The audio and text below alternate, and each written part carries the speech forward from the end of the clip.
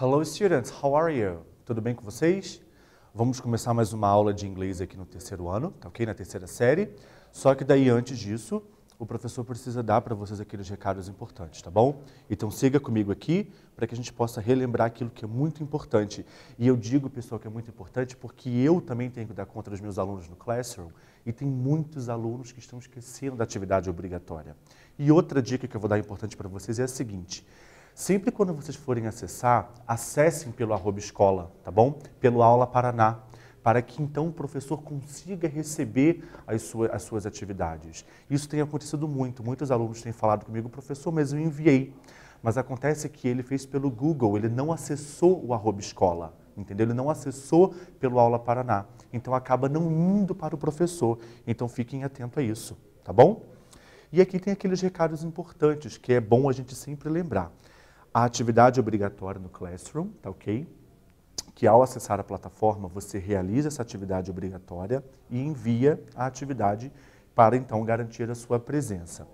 O mural, pessoal, o mural é o teu meio de comunicação com o professor, tá ok? Então, qualquer dúvida, qualquer questionamento que você venha ter, por favor, coloque lá no mural para o teu professor poder te responder. E também a galera que pega as trilhas pedagógicas na escola, tá ok? O pessoal que pega as trilhas pedagógicas, vocês precisam sempre marcar, combinar direitinho com a escola, o horário, o dia, para poder buscar, para poder levar, para que os seus professores possam corrigir e também garantir a presença e as notas de vocês. Beleza? E aí, lembra que a gente conversou na aula passada? Dá uma olhadinha aqui, ó. Na aula passada nós falamos sobre literatura nas questões do vestibular, né? E nós trabalhamos uma questão da UEL, por exemplo, o pessoal que pretende fazer o vestibular da UEL aí. Na aula de hoje, pessoal, a gente vai falar um pouco mais de literatura, só que daí a gente vai focar um pouco na questão da biografia, onde a gente vai ver a biografia de alguns escritores, tá bom? Tanto que o título da nossa aula, ó, Literature is the best with them. A literatura é melhor com eles, ou com elas, né? Lembrando que esse pronome ele serve para ambos os gêneros, tá? Vamos falar um pouquinho também sobre a formação de palavras e os sufixos, beleza? E vamos praticar algumas questões do Enem. Eu quero combinar uma coisa com vocês aqui para a aula de hoje. Todos os textos que vão aparecer, eu vou dar um tempo para que vocês façam a leitura sozinhos, sem a minha interferência, tá? Pois assim será quando vocês praticarem, quando vocês fizerem as provas de vestibular ou Enem, né? Não vai ter ninguém ali lendo ou traduzindo com vocês. Então, antes que eu dê o parecer do texto, eu vou dar um tempinho para vocês, tá bom? Então, vamos seguir aqui, olha só. No nosso warm-up, eu tenho aqui 2 perguntas e tenho uma terceira questão para que vocês marquem. Então, reparem bem. Número 1. Do you like reading biographies? Você gosta de ler biografias? Eu quero uma resposta completa, se possível for, beleza? Number 2. Have you ever read one? Você já leu uma? Tipo, uma biografia, né? Então, esse one está se referindo justamente à biografia. Aqui, eu tenho uma pergunta feita no presente perfeito. Tá beleza, gente? Então, eu quero ver se vocês lembram direitinho como que se responde uma pergunta feita com esse tempo verbal. E number 3. Mark the biography's feature that is not true. Aqui, das 5 alternativas que estão falando sobre as características de uma biografia, uma delas é falsa, uma delas não é verdadeira. Eu quero que vocês marquem justamente essa que não é verdadeira. Eu vou dar um tempinho e já volto para a gente poder conversar mais.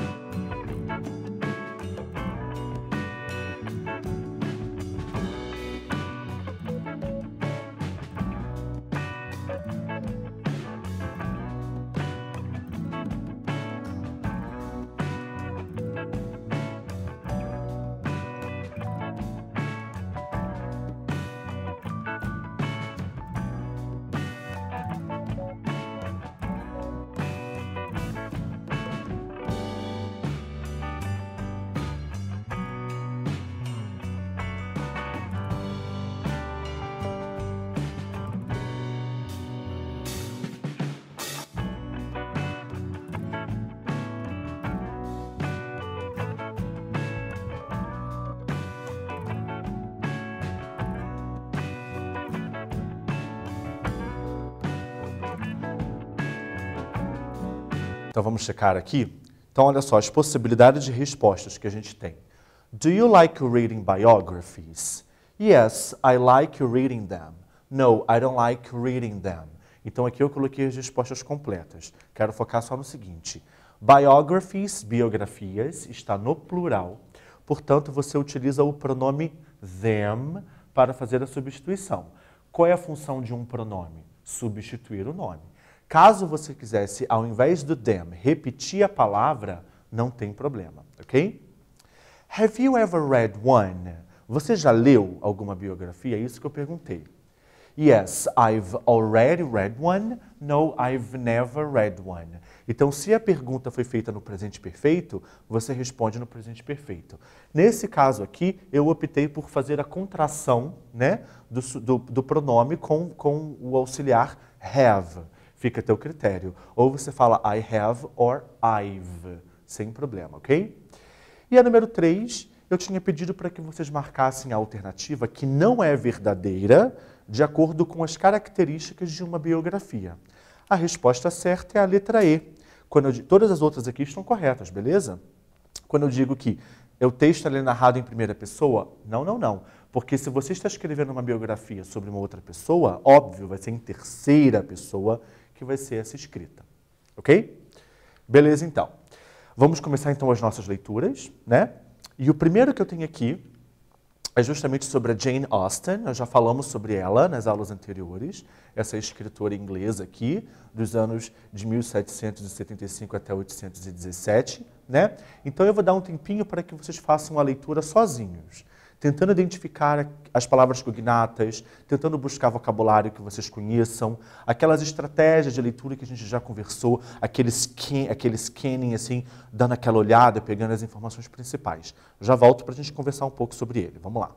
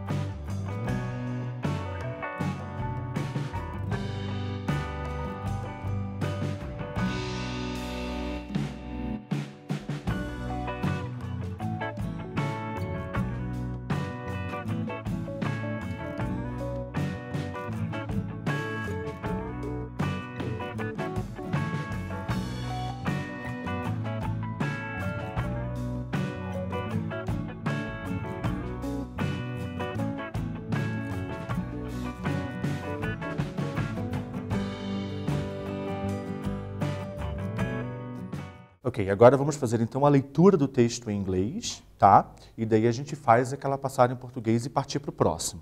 So let's see. Jane Austen was born on December 16, 1775, in Steventon, Hampshire, England. Daquelas características que a gente falou de buscar maneiras de ler o texto de forma um pouco mais precisa, sempre quando você tiver datas, por exemplo, são informações importantes. Então, quando você faz aquele scanning, quando você busca essas informações, então foca nelas também, beleza? Porque, sem sombra de dúvida, essas informações serão importantes para a possível interpretação, tá? E daí a gente tem informação justamente sobre onde ela nasceu, além da data de nascimento, ok? While not widely known in her own time, Austen comic novels of love among the landed granty gained popularity after 1869. O texto ele fala basicamente que durante a vida dela, ela não teve toda aquela fama por ser escritora, tá ok? Isso só aconteceu depois do ano de 1869, o que a gente pode perceber somente após a morte dela, ok? And her reputation skyrocketed in the 20th century. Foi justamente no século XX que a reputação dela foi reconhecida. Her novels include Pride and Prejudice and Sense and Sensibility are considered literary classics. Lembra quando a gente falou, pessoal, sobre a importância de você se manter informado sobre os principais escritores, os principais autores da literatura mundial? A Jane Austen é uma delas. Tanto que ela foi justamente quem escreveu Pride and Prejudice and Sense and Sensibility. Inclusive, pessoal, Pride and Prejudice tem até filme. E super recomendo. É muito importante a gente estar a par desses escritores aí, tá ok? E justamente o texto fala que esses livros, né, que essas obras are considered literary classics, bridging the gap between romance and realism. Que essas obras da Jane Austen é considerada clássicos da literatura mundial, tá ok? Trazendo justamente essa ponte entre o romantismo e o realismo, ok? Então, beleza. Então, o nosso primeiro texto é sobre a Jane Austen. Em seguida, nós temos agora um texto sobre a Charlotte Brontë, ok? Nós já conversamos sobre ela também, estamos falando sobre biografias. Vou dar um tempinho para vocês poderem fazer a leitura sozinhos e daí eu já volto para a gente poder conversar. Bora lá!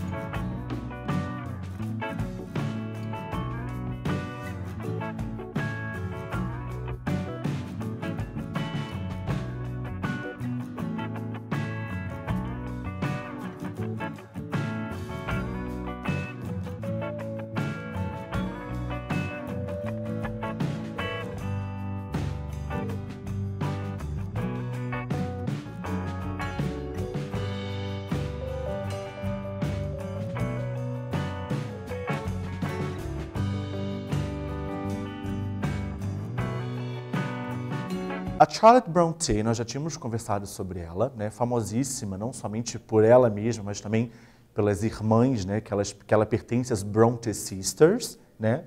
E a gente tem aqui justamente algumas informações sobre a Charlotte. É o seguinte, olha. Born on April 21st, 1816, in Thornton, Yorkshire, England. Então é a mesma coisa que a gente tinha ali do texto anterior. Informações sobre nascimento, informações sobre onde nasceu e data, tá?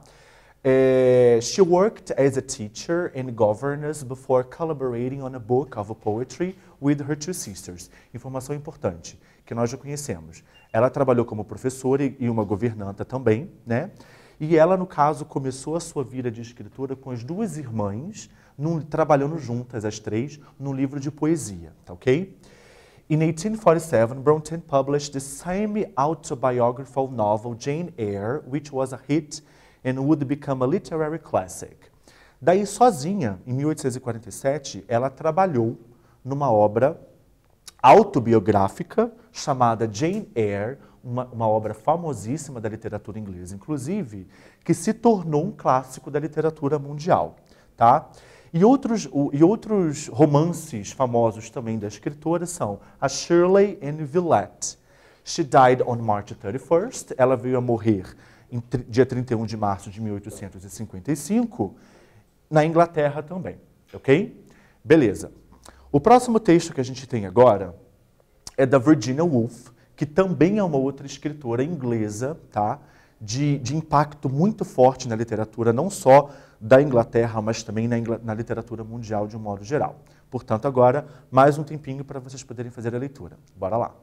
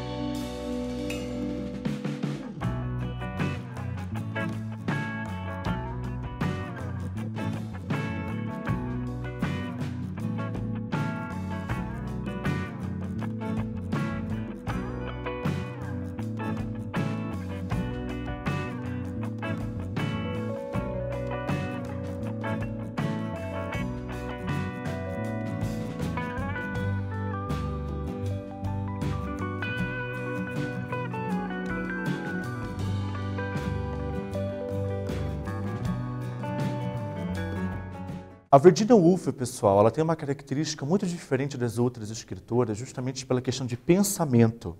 Diferente das outras escritoras que tinham o seu destino praticamente já traçado pelo homem, digamos assim, por elas serem mulheres, a Virginia Woolf não. Ela tinha um pensamento completamente livre e uma liberdade muito grande, tá? Reparem que o texto ele traz praticamente as mesmas informações dos anteriores, né? Sobre datas de nascimento, data de morte.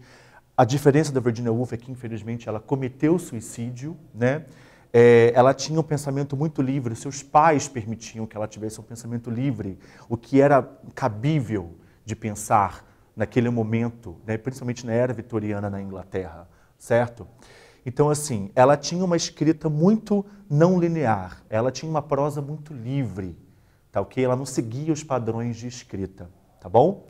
Então, assim, olha, das suas principais obras, The Voyage Out, em 1915, né? Então, as informações, elas se repetem no que diz respeito às outras escritoras.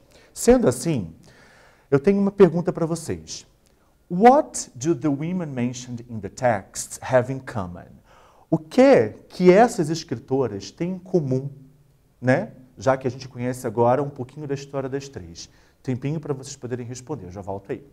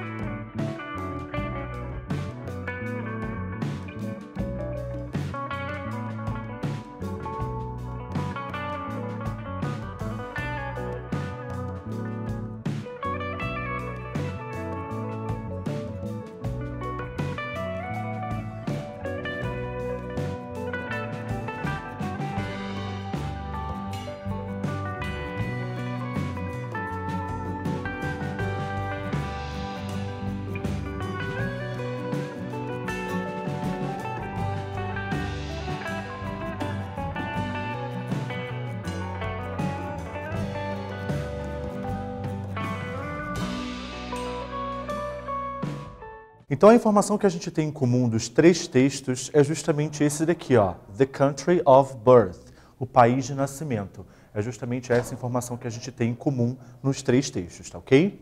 Beleza, seguindo aqui, vamos lá. Number 2. Match the names of the authors to the sentences related to them. Seguinte, nós temos aqui três frases, A, B e C, e os nomes das nossas escritoras, Jane Austen, Charlotte Brontë e Virginia Woolf. O exercício é, as informações que aqui estão dizem respeito às escritoras. Então eu quero que você marque, tipo, relacione, beleza? A frase, né, a informação com a escritora correspondente. Então eu vou dar um tempinho para que vocês possam fazer essa atividade e já volto aqui para a gente poder conferir.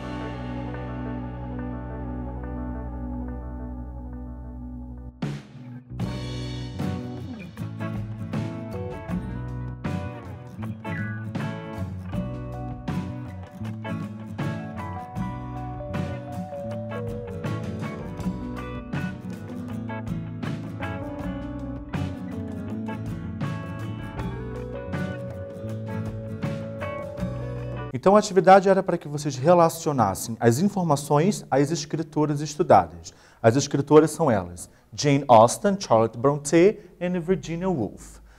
Letter A. Her novels are considered literary classics, bridging gap between romance and realism. Number 1, Jane Austen. Foi ela justamente que trouxe essa conexão entre o romance, entre o romantismo e o realismo, ok? B. Her non-liner, free from prose style inspired her peers and earned her much praise. Number 3, Virginia Woolf. Ela que tinha uma escrita mais livre, ela que se permitiu uma prosa mais livre, do seu próprio jeito, ok? And letter C, she collaborated on book of poetry with her two sisters. Ela colaborou, ela ajudou na escrita de um livro de poesia com as suas duas irmãs. Number 2, Charlotte Brontë, ok? Vamos seguir. Number 3, read and write T for true or F for false. É um exercício de verdadeiro ou falso. Então você vai ler as 3 frases e vai marcar verdadeiro ou falso. E no número 4 você vai ter que corrigir as falsas de acordo com as informações do texto. Bora lá, já volto para conferir.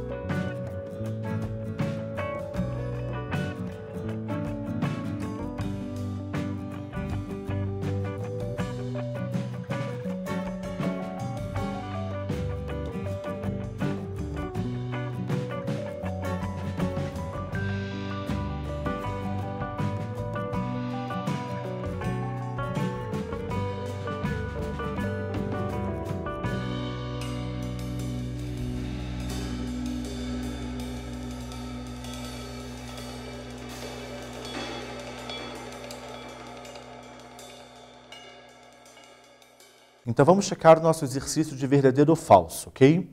A. Jane Austen was widely known in her own time.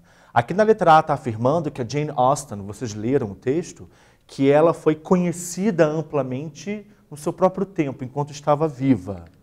False. Já já a gente confere. A gente corrige. B.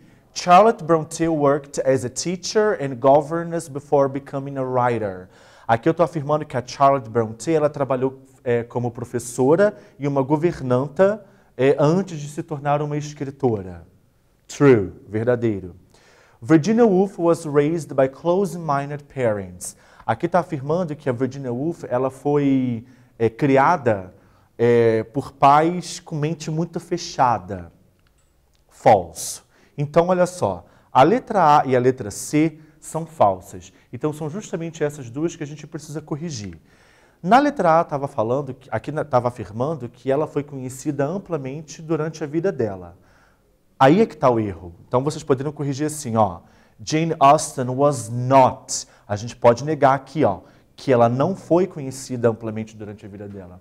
Ou se você escreveu, por exemplo, que ela ficou conhecida depois da morte, também estaria correto. E a letra C, que estava afirmando que a Virginia Woolf ela foi criada por pais com uma mente muito fechada, é justamente o oposto, né? Então a gente poderia mudar justamente essa parte aqui do close-minded, mente fechada. Ó, Virginia Woolf was raised by free-thinking parents. Eram pais que permitiam um pensamento livre. Ela podia se pensar e ser o que queria. Beleza? Ok. Bora praticar agora uma questão de Enem. Repare que a gente leu 3 textos, a gente praticou texto, a gente interpretou um pouco desses textos. Agora é por conta de vocês. Aqui eu tenho uma questão do Enem de 2010, The Death of the PC. A única coisa que eu vou traduzir por hora aqui, né, a morte do computador.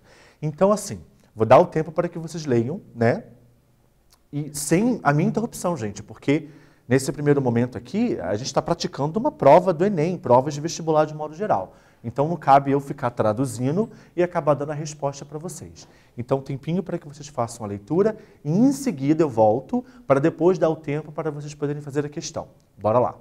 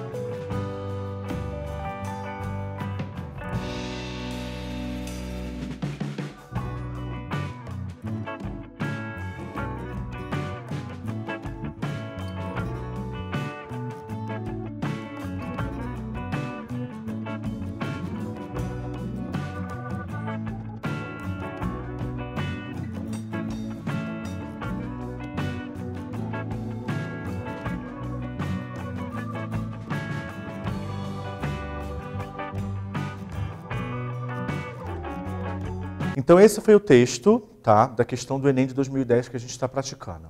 Agora, aqui eu tenho a questão. Como é que é a estrutura das questões de inglês no Enem, perdão, não no vestibular, mas no Enem? Texto em inglês, enunciado e alternativas em português, o que facilita muito. Dica: o enunciado diz muito do que está escrito no texto. Então, o enunciado ele é de extrema importância.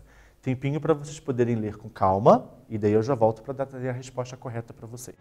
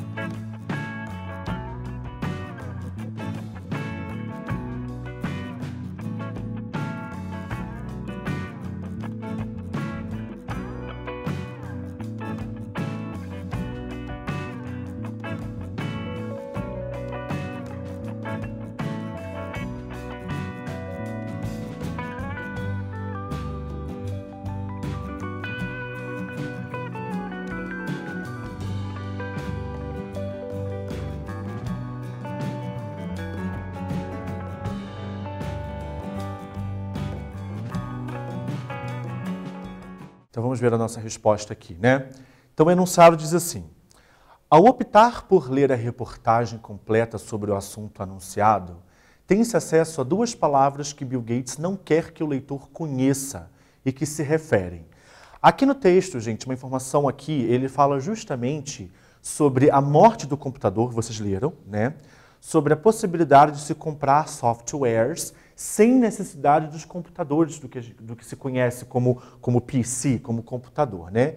E o medo justamente que o Bill Gates, que ele simplesmente tem um império, digamos assim, no quesito de informática, de certos possíveis clientes e compradores futuros descobrirem determinadas coisas e acabar trazendo prejuízo para ele.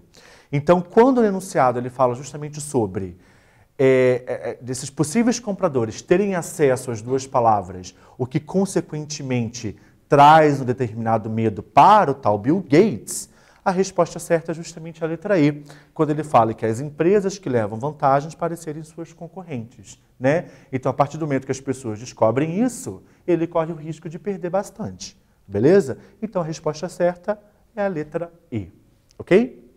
Beleza. Seguinte, olha só. Teve aulas aí atrás que eu falei para vocês no quesito de dica, que é o seguinte.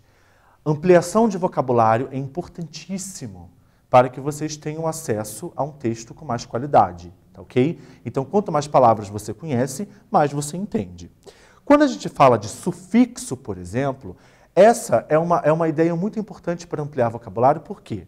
Você tem um radical, você tem uma palavra, você acrescenta uma partícula ao final dessa palavra e aí você tem outra. Veja comigo aqui, ó, 2 exemplos que eu tirei dos textos que a gente leu.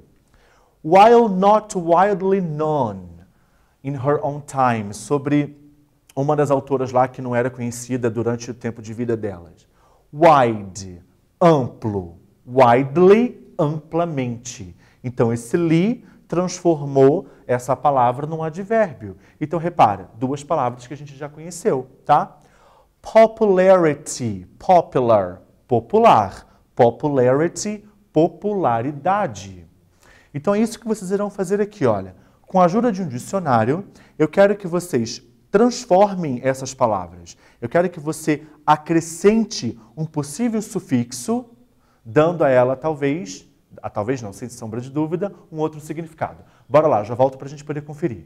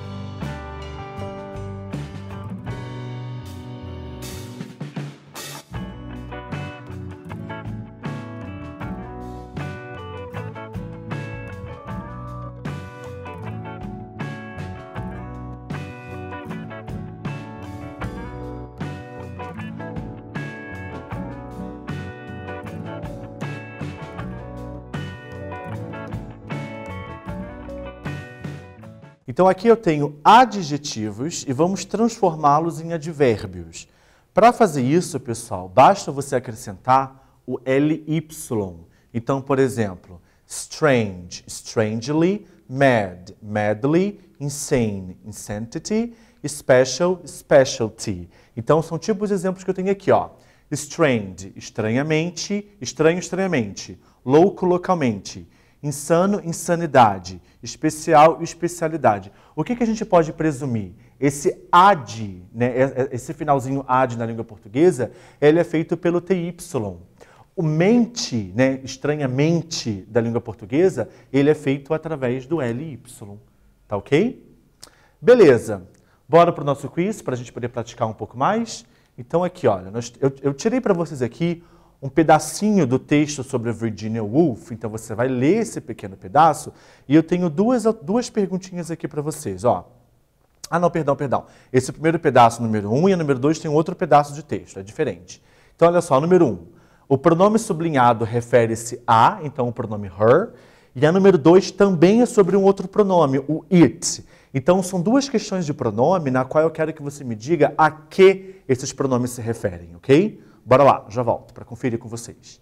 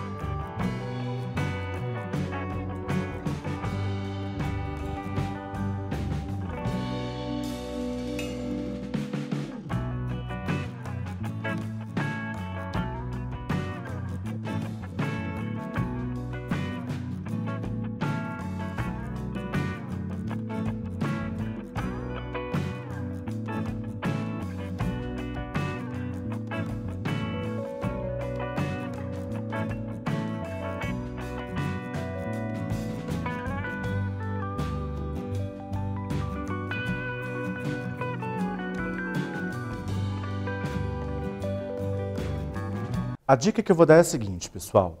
Esse tipo de questão, por mais que quando a gente fala de pronome, mas professor, você tinha falado lá no começo que não é muito comum de você ter questões de gramática. Mas se você parar para pensar, não é gramática propriamente dito, é interpretação, né? Através da leitura, você se depara com um determinado pronome, e um pronome dentro de um texto, ele não aparece de modo aleatório. O motivo dele aparecer ali é porque ele está se referindo a alguma coisa que foi dita ou que será dita. Tá ok? Então, por que diz respeito à interpretação? Porque você precisa buscar dentro do texto essa informação. A que esse pronome está se referindo? Então, eu digo o seguinte, de fato, no Enem, não é comum desse tipo de questão acontecer. Já aconteceu, eu vi, tá? Mas na maioria dos outros vestibulares, que vocês lembram de uma aula que eu falei, que eu trouxe para vocês as datas dos possíveis vestibulares das federais e das estaduais aqui do Paraná? Não sei, talvez você esteja se programando de fazer até mesmo uma prova de vestibular em outro estado, né? Muita gente faz isso. Então não tenha dúvida que nos vestibulares das federais e estaduais de modo geral, acontece muito esse tipo de questão, tá ok? Que está muito interligado à interpretação de texto, não tem nem o que questionar. Então, quando a gente fala aqui, olha só, Virginia Woolf was raised by free-thinking parents. Então, que a Virginia Woolf, a gente já sabe, né, que ela foi criada por pais de pensamento livre. She began writing as a young girl and published her first novel. Ela começou a escrever quando era muito jovem e ela publicou o seu primeiro livro em 1915. Her first novel, o primeiro romance dela. Dela de quem? Dela quem? Quem que escreveu?